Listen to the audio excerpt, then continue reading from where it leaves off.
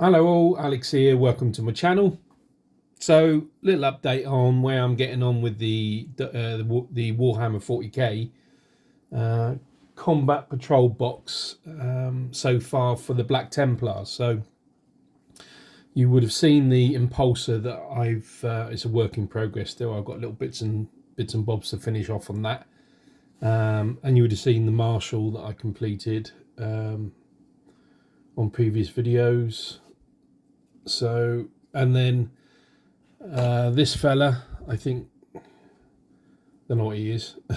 I think he's a sergeant because of the black and red pauldrons. Yeah, so I need to go back over the edge highlighting with that because I'm not happy with the blue. And then I've completed these 5 here. I don't even know what they're called. I think they're called Crusaders. I don't know.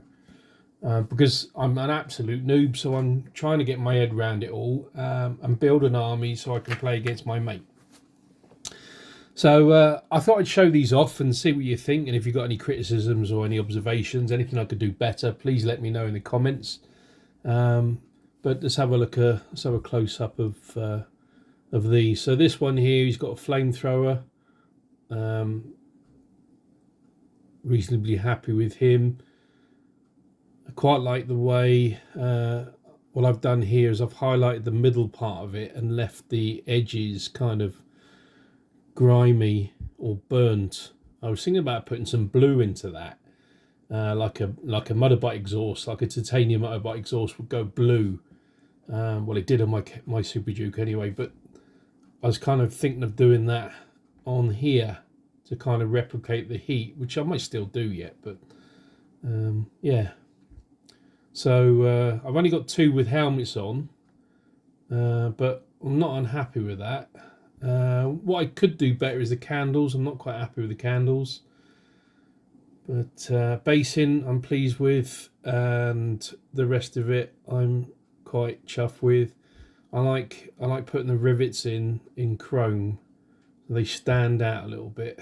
It just makes the kind of model. I hate saying the word pop, but yeah, it does. And then the amount of times I have to go over this white is unreal, even with Pro Acryl titanium white. But yeah, happy with him.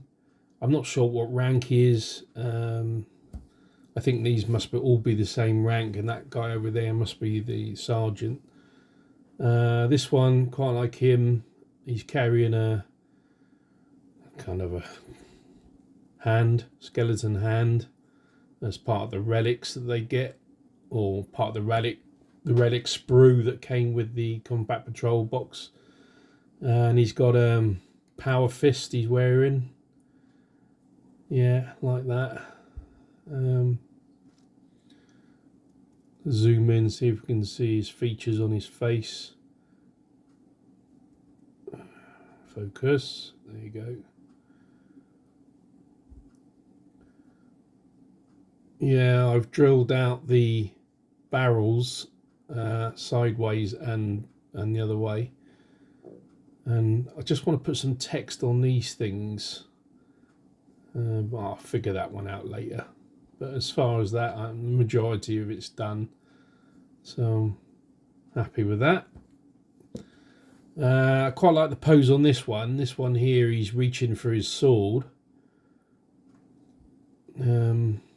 Yeah, it's nice, and it's sheathed in that holster or scabbard. This one you might have seen the other day. He's carrying a lantern underneath his chainsaw, and then this one here.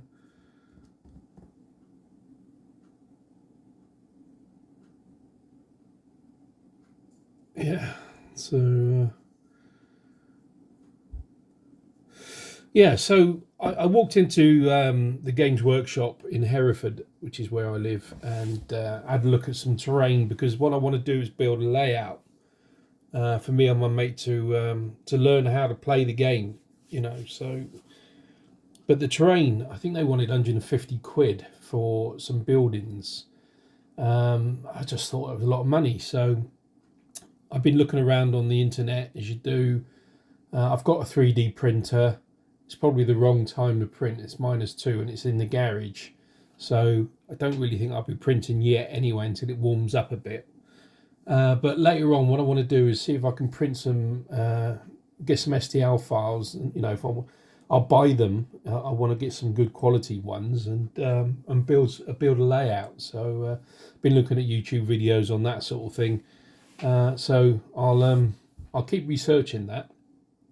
If you've got any pointers regarding the layout or STL files for buildings and that sort of thing, yeah, drop me a comment, because I'd be interested in finding out on that. And also looking at, you can get these 3D print dreadnoughts, but what I'm worried about with those, I mean, they cost about 20 quid or whatever for the file.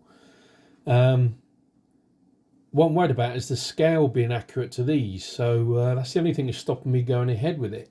And I know you can rescale it, but to rescale it to what? I don't know. So yeah.